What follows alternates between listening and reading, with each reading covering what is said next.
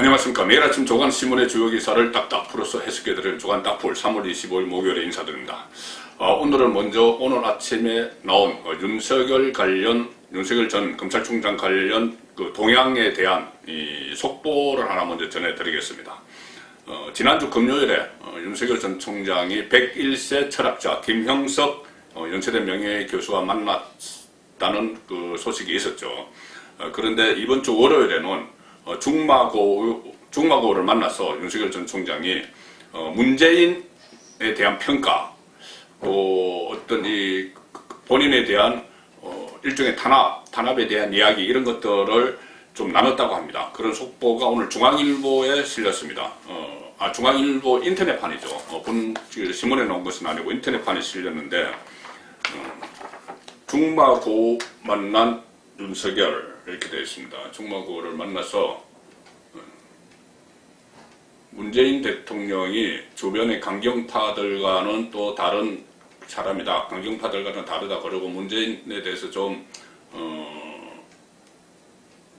좋게 평가를 한 그런 내용이 오늘 인터뷰, 그 중앙일보 인터뷰에서 확인이 됐습니다. 중마고라고 합니다. 이철우 연대 로스쿨 대학원 교수, 로스쿨 교수를 만나서 문재인 대통령은 그 주변의 강경파 인사들과 다르다 이렇게 말했다고 합니다. 지난 20일 저녁에 이철우 교수를 만나서 만찬을 같이 했다. 이달 5일에 검찰총장에서 퇴임한 후 직거를 해오다가 19일 날 101세 원로 철학자 김형석 명예교수를 만난 데 이어서 두 번째 외부 활동이다. 물론 이 취재가 된 것이 두 번째 외부 활동이지 또 다른 사람들을 만나고 이런 것은 뭐 있었겠죠. 그것이 일단 취재가 돼서 두 번째 확인된 인물이라는 이야기입니다. 그런데 이철우 교수가 초등학교 시절부터 함께 다닌 친구 사이고 또 서울대 법대 79학번 동창이기도 하고 윤석열 전 총장이 2013년에 국정원 대선 개입 의혹 사건을 수사를 하면서 항명 논란이 있었죠. 그때 이 징계를 받을 때 이철우 교수가 특별 변호인으로 활동을 하기도 했다고 합니다.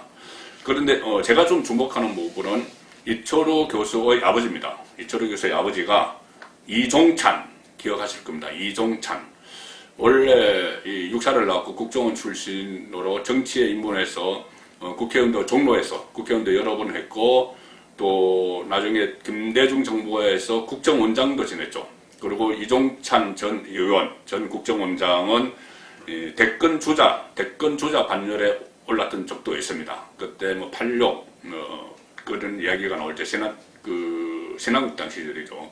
86 구령 나올 때 대권 주자 반열에도 올랐지만 나중에 김대중 정부 때 국정원장을 했죠. 그리고 민주당 중진이었던 이종걸 전 의원의 사촌형이기도 합니다. 그래서 이종찬의 아들 이철우 교수와 윤석열이 만났고 그 두 사람은 중마고우다 이야기입니다.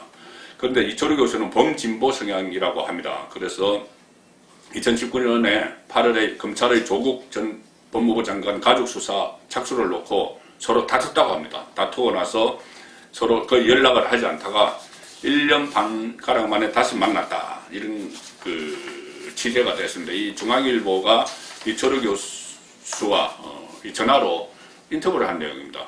윤석열과 만나서 무슨 이야기를 나누냐 이렇게 인터뷰를 한 내용인데 여기 보면은 제가 조금 전에 말씀드린 2019년 검찰총장 윤석열 검찰총장이 된 이후에 멀어졌는데 조국을 수사를 할 때 심하게 언적을 했다고 합니다. 이철우 교수가 반대를 했다는 것이죠, 수사에. 그래서 당시 이철우 교수가 윤석열 전 총장에게 불편한 마음을 전했다. 조국 수사와 관련해서. 그래서 경론이 벌어졌고 윤석열 전 총장이 전화기를 집어 던진 일도 있었다. 전화기를 집어 던지면서 화를 냈다. 이것은 원리 원칙대로 수사해야 된다. 이렇게 화를 냈다는 이야기죠. 그런데 윤석열 전 총장이 이철우 교수와 만나서 문재인 대통령에 대해서는 아주 좋은 이야기를 합니다. 이것은 이철우 교수가 중앙일보 기자에게 전해준 이야기죠. 이렇게 이야기했다고 합니다. 나는 어느 정부에서든 변함없이 검사로서 내 직분에 충실했다. 국정원 댓글 수사를 할 때나 국정농단 특검 수사팀장을 할 때나 서울중앙지검장을 할 때나 검찰총장을 할 때나 똑같았다 이렇게 말했다고 합니다. 뭐 이것은 이 권력, 어느 권력이든 눈치를 보지 않고 수사한 건 맞는 것 같습니다. 그리고 이 일각에서 윤석열이 자신을 내친 현 정권의 복수심을 품고 있는 것 아니냐 이런 이야기가 나오는데 여권 일각에서 나오죠. 그런데 거기에 대해서는 그렇지 않다 이렇게 적극적으로 반박을 했다고 합니다. 그리고 자신을 서울중앙지검장에 이어서 검찰총장으로 파격적으로 발탁해준 문재인 대통령에 대해서는 감사하는 마음이다 이렇게 이야기도 했고요. 여권 일부 인사들, 그러니까 검찰개혁을 밀어붙이는 여권 일부 인사들과 그러니까 여권의 강경파와 문재인을 지금 분리해서 평가를 하고 있는 겁니다. 이상한 방향으로 몰아간다. 여권 일부 강경파들이 이상한 방향으로 검찰개혁을 몰아간다. 이런 이야기를 했고 중대범죄수사청 설치를 통한 검찰 수사권의 완전 박탈, 검수완박 이것은 여기에 대한 이 부정적인 그 견해도 대포를 했다. 그리고 문 대통령과 강경파들을 분리해 생각한다. 윤석열은 현 정권에서나 친정부 인사 중에서도 나를 이해하고 신뢰하는 사람이 적지 않다. 이런 말도 했다고 하죠. 자, 이 상황에서 중앙일보는 이철우 교수와의 인터뷰 기사까지 다 싣고 있습니다. 이철우 교수와 인터뷰를 한 내용도 싣고 있습니다. 자, 이 윤석열 전 총장이 본인에 대해서 어떤 복수 때문에 본인을 내친 문재인 정권에 대한 복수 때문에 이 권력 수사를 막 강행을 하다가 그 내친 그 복수 때문에 정치를 하려고 하는 것 아니냐 뭐 이런 이야기에 대해서 좀 반박을 하는 것 같습니다. 문재인 대통령에 대한 사감이 아니다. 그 검찰을 완전히 해체하려는 강경파 때문이다. 뭐 이런 이야기를 하는 것이죠. 어쨌든 윤석열 전 총장이 지금부터 정치를 하려면은 이렇게 간접화법으로 막 언론을 통해서 그때 김영식 교수 때도 윤석열을 취재한 게 아니고 김영식 교수를 동아일보가 취재했죠. 이번에도 윤석열을 취재한 게 아니고 이철우 교수를 중앙일보가 취재를 했습니다. 이런 식으로 간접화법으로 할 게 아니라 국민 앞에 당당하게 나타나서 제대로 된 평가를 받아야 되는 것 아니냐. 자, 그리고 또 선거 후 서울시장, 부산시장 선거 후에는 정치 지형이 어떻게 변할지 예측하기 어렵기 때문에 그 전에라도 국민 앞에 본인의 입장을 좀 설명하는 그런 기회가 있었으면 좋겠습니다. 마치 지금 윤석열 현상에 대해서는 어떻게 보면 신기루를 쫓아다니는 그런 느낌마저 들기 때문에 윤석열 전 총장이 국민 앞에 하루속히 나와야 될 것 같습니다. 이 상황이 언제까지 갈 수는 없습니다. 이렇게 이 상황이 계속 가면은 윤석열에 대한 기대감도 같이 떨어질 수가 있기 때문입니다. 자, 오늘 아침부터 또 속보가 계속 보도되는 게 있습니다. 합참이 발표를 했는데 북한이 오늘 아침에 동해상으로 탄도미사일로 추정되는 발사체를 쐈다. 오랜만이죠. 1년 전까지 이런 이야기들이 아침마다 나왔습니다. 그런데 지난 일요일에도 단거리 순항미사일을 2발을 쐈다고 미국이 확인을 했죠. 그리고 한국은 침묵을 했는데, 자, 한국군이 오늘은 공개를 했지만은 1월 아침에 그 2발 쏜 거에 대해서 그 감춘 이유가 뭘까? 여러 가지 분석이 나오는데 그 중에 하나가 4.7 재보선 때문이다. 이런 분석도 나오고 있습니다. 조선일보 8면 보시면은 이것은 오늘 아침에 북한이 미사일 쏘기 전의 상황입니다. 북이 미사일 쐈는데 한국은 침묵, 미국은 공개. 이것이 1월 날 북한이 쏜 미사일에 대한 이야기입니다. 그래서 여기 대해서 여러 가지 분석이 나오는데 그 중에 하나가 내년 내달 4월 재보궐선거 어색했을 가능성이 있다. 정치적인 고려가 있었을 가능성이 있고 다음 달 재보선을 앞두고 북한과 최대한 마찰을 피하려는 정부 정책 기조를 감안했을 수 있다. 이런 얘기가 나오고 있습니다. 그리고 군은 그 1월 날 쏜 그 순항 미사일 발사가 유엔 안보리 결의 위반이 아니다. 이렇게 강조를 했고 도발로 규정하지도 않았습니다. 그런데 오늘 아침에 또 쐈다는 이야기죠. 자, 정말 선거 때문에 북한의 도발을 모른 척 했다면 이것은 국정 운영 자격이 없는 정권이다. 감히 그렇게 저는 말씀을 드리겠습니다. 그리고 오늘도 북이 다시 미사일을 발사를 했죠. 자, 오늘은 재보선 선거운동, 법정 선거운동 13일 동안의 선거운동이 시작되는 날입니다. 그래서 오늘 아침에 야권의 서울시장 후보로 오세훈 후보가 확정이 됐죠. 오세훈이 확정되고 나서 박영선과 맞대결을 시작을 했는데 그 후보 확정되고 나서 단일 후보로 오세훈이 확정되고 나서 첫 여론조사 결과가 나왔는데 이 여론조사 결과 역시 그동안 나왔던 것과 크게 다르지 않습니다. 오세훈 후보가 상당히 앞서 있는 그런 여론조사 결과입니다. 리얼미터가 오마이뉴스 의뢰를 받아서 어제 조사를 했죠. 그러니까 그저께 단일화되고 나서 어제 조사를 했는데 오세훈이 55.0% 나왔습니다. 상당히 앞서 있죠. 박영선은 36.5%, 그러니 18.5%포인트나 차이가 납니다. 그리고 이번 서울시장 선거에는 이 두 사람만 놓은 게 아니죠. 모두 8명의 후보가 등록을 했는데, 오세훈, 박영선 이어서 3위는 허경영 국가혁명당 소속 허경영 후보가 차지했습니다. 1.2% 받았습니다. 일단 그 초반 기세는 지금 오세훈이 잡았죠.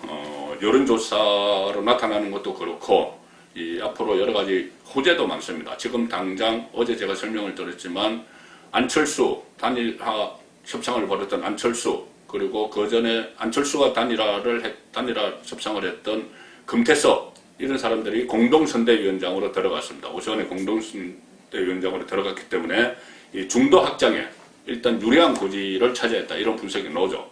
그러니 이 반대편에는 박영선 후보 쪽에서는 중도층을 오세훈이 끌어갈 그 우려가 있으니 이것을 차단하기 위해서 오세훈을 태극기 부대라고 몰아붙이고 있습니다. 거꾸라는 이야기죠. 태극기 부대라고 몰아붙이는데, 이것은 지금까지 선거 때마다 진보 좌파 쪽에서 보수 우파의 어떤 색깔론 이야기를 많이 해왔죠. 북한과 연결시켜서 친북 세력, 종북 세력 이렇게 하니까 색깔론을 펼치지 말라고 했는데, 이것은 또 진보 정권발 색깔론입니다.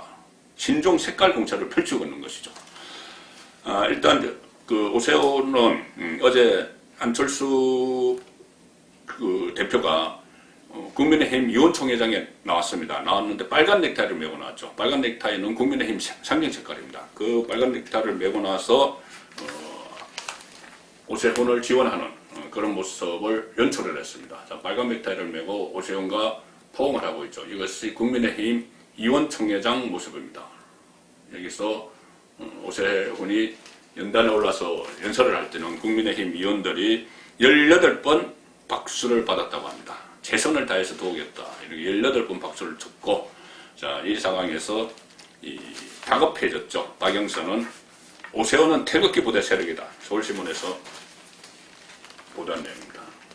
박영선은 중도 확장을 하려는 오세훈을 차단하기 위해서 오세훈을 태극기 부대로 몰아붙입니다. 태극기 부대라는 것이 나쁜 의미가 아니죠. 그런데 이것을 박영선 입장에서는 이 색깔론을 펼쳐야 되기 때문에 태극기 부대 이렇게 하면서 본인들은 촛불 세력, 저쪽에서는 적폐 이런 이야기를 하고 싶은 겁니다. 그러면서 이 색깔론 공세를 펴는 것이죠. 거구 프레임 씌워서 중도층 이탈 차단.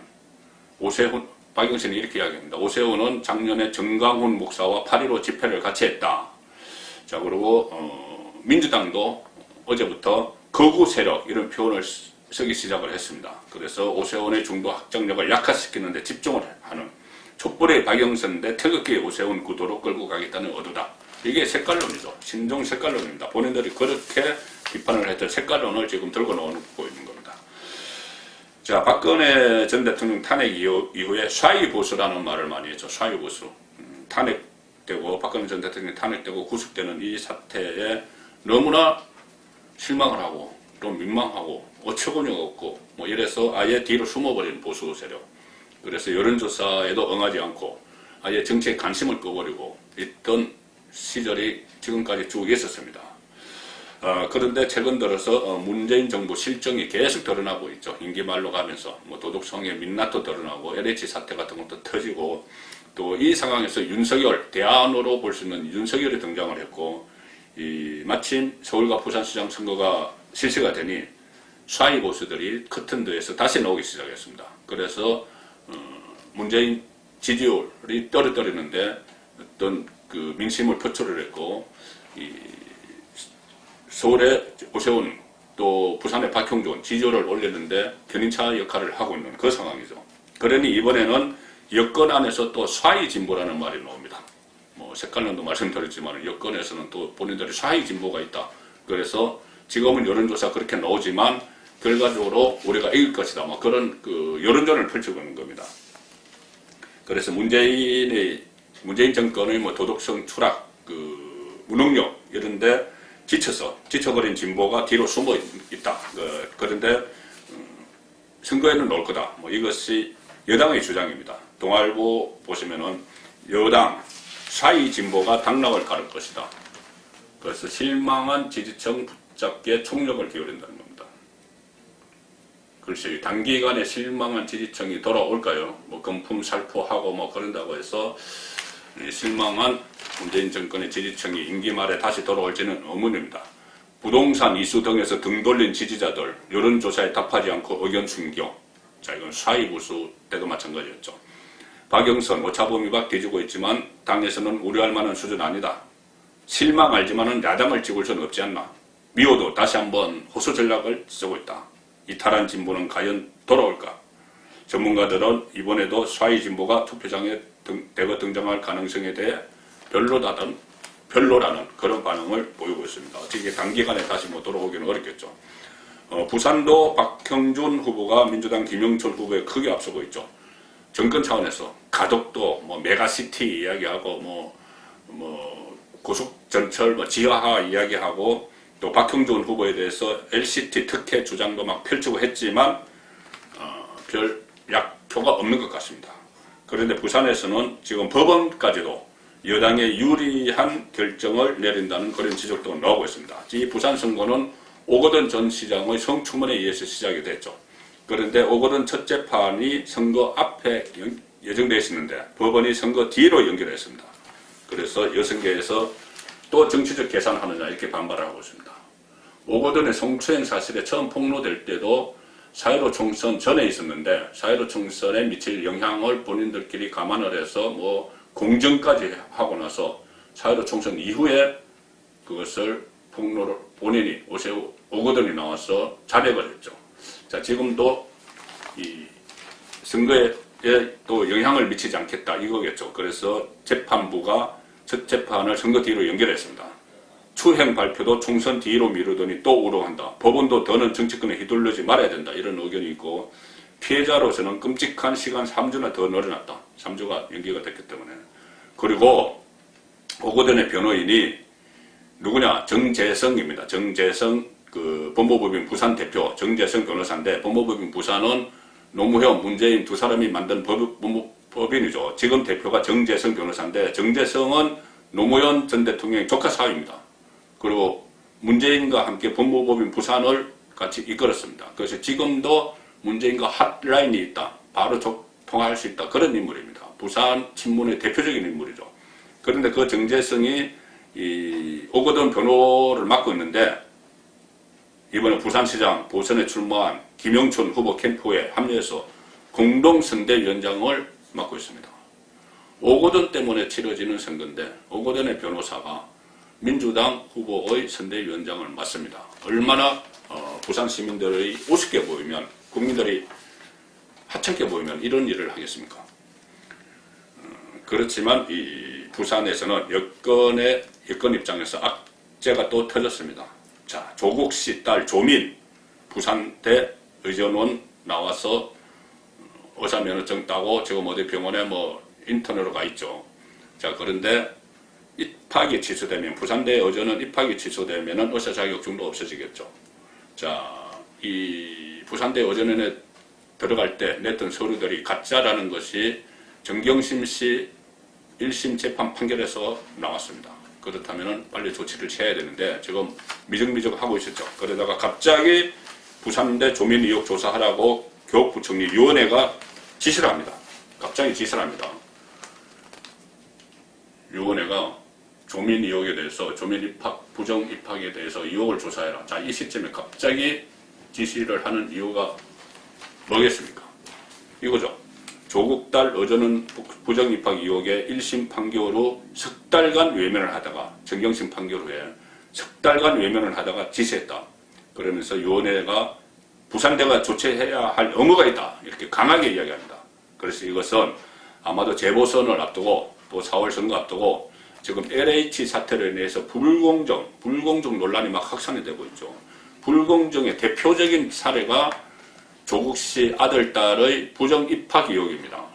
하지도 않은 인턴 활동 증명서 내고 어떤 논문에 이름 올리고 이렇게 해서 이 반칙으로 대학에 들어가고 대학원 들어가고 의사까지 되는 그 논란이 확산되면은 LH 사태와 맞물려서 어려워지기 때문에 빨리 매듭 짓자 이런 이야기입니다. 그러니 부산일보 오늘 톡을 보시면은 부산대도 정권 눈치 보고 있다가 갑자기 위원회가 지시를 하니 뒷북 조사에 나섰다. 그래서 부산대 입장에서는 망신살이다. 부산대가 무슨 죄가 있습니까? 아마 교육부에서 이렇게 조치하는 거를 막고 있었을 수가 있죠. 그런데 갑자기 또 교육부가 조사하라고 그러니 부산대는 또 조사에 착수해야죠. 위원회 장관 사실관계 조사를 지시했다. 그래서 부산대가 부랴부랴 긴급대책회의를 열었다. 정경심, 최종심 후에 조치하겠다. 대법원까지 기다리겠다. 이렇게 고집을 하다가 뒤늦게 입장을 바꿔서 여론의 문매를 맞고 있다. 자, 조국 딸 조민에 대한 자체 조사를 드디어 부산대가 시작했는데 이는 자체 결정이 아니라 교육부 지시에 따른 것이다. 자, 갑자기 이렇게 교육부와 부산대가 이런 조치를 내렸는데 이것이 과연 비정상의 정상화를 위한 첫 단계인지 문재인 정권 들어서 여러 가지 비정상적인 일들이 일어나는데 그것을 정상화하기 위한 첫 단계라면 얼마나 다행이겠습니까? 그나마 다행일 텐데 선거 앞두고 혹시라도 여기에 면죄부를 주기 위한 절차에 들어간 것 아니냐, 술책 아니냐 그런 지적도 나오고 있으니 지켜봐야 됩니다. 이 결과가 어떻게 나올지. 그리고 비정상의 정상화 말씀드렸는데 윤석열이 떠난 검찰 안에서도 비정상의 정상화가 어느 정도 시도가 되고 있는 것 같습니다. 얼마 전에 한명숙 구하기 실패를 돌아간 것도 그렇고 그 한명숙 구하기를 무산시키는데 기여했던 인물이 있죠. 조남관 대검 1차장인데 윤석열 대신 총장 권한 대행을 하고 있습니다. 조남관 대행이 문재인 정권의 검찰 갈라치기에 대해서 따끔한 일침을 가했습니다. 조선일보 12면, 4면을 보시면 조남관 검찰총장 직무대행, 자, 수사와 재판에서는 내 편, 너 편 갈라서는 안 된다. 지금까지 쭉 그래왔죠. 정권 검사 아니면은 정권을 살아있는 권력을 수사하는 검사 이렇게 갈라치기를 문재인 정권에서 했습니다. 인사권과 수사지휘권을 막 발동을 하면서 했는데 지금 임기 말에 들어서서 조남관 권한대행이 편가르게 하지 마라 이렇게 이야기했습니다. 대검 학대 간부 회의를 주재를 했는데 거기서 제가 주재하는 첫 회의이자 마지막 회의가 될지도 모른다. 이제 검찰총장이 또 이성윤이라도 누구든지 오면은 끝나니까. 그리고 검찰이 라인 측근으로 갈라져 있다는 말을 들으셔야 되겠느냐. 지금까지 들어왔죠. 윤석열 라인도 있지만은 추미애 사단, 이성윤 사단, 이성윤 라인, 문재인 측근, 이런 이야기들이 계속 있었습니다. 그리고 우리 검찰은 언제부터인가 조남관의 이야기입니다.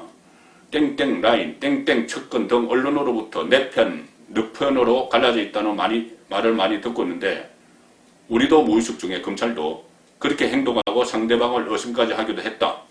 이렇게 이야기했습니다. 조남관은 아시다시피 노무현 정부 때 문재인 민정수석 밑에서 특감 반장도 했고 문재인 정권 들어서 승승장구했죠. 그래서 추미애 사단으로 불렸는데 그때 윤석열 징계 과정에서 추미애에게 그렇게 하면 안 된다 이런 또 메시지를 날려서 눈박혀 난 인물이죠. 그래서 조남관 같은 경우는 자기 총장 경쟁에서 탈락했을지는 몰라도 후배들의 평가는 더 올라갔다 이런 말이 검찰 안에서 나오고 있습니다. 자, 어제 고위 공무원들 재산이 공개됐죠.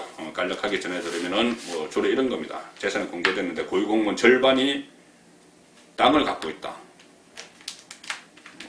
이런 이야기들이 오늘 조간신문에서 여러 가지 보도가 됐습니다. 물론 평상시 같으면은 고위 공무원이 땅을 갖지 말란 법도 없죠. 집도 갖지 말란, 좋은 집 갖지 말란 법이 없는데 다만 그 과정에서 어떤 특혜가 있었는지, 투기 의혹이 있었는지, 이것 때문에 문제가 되는 겁니다. 동아일보민터 보시면은 세종산업단지 발표 전에 땅 매입했다가 장모의 대판 사람이 있는데 보훈처 강부가 그랬다.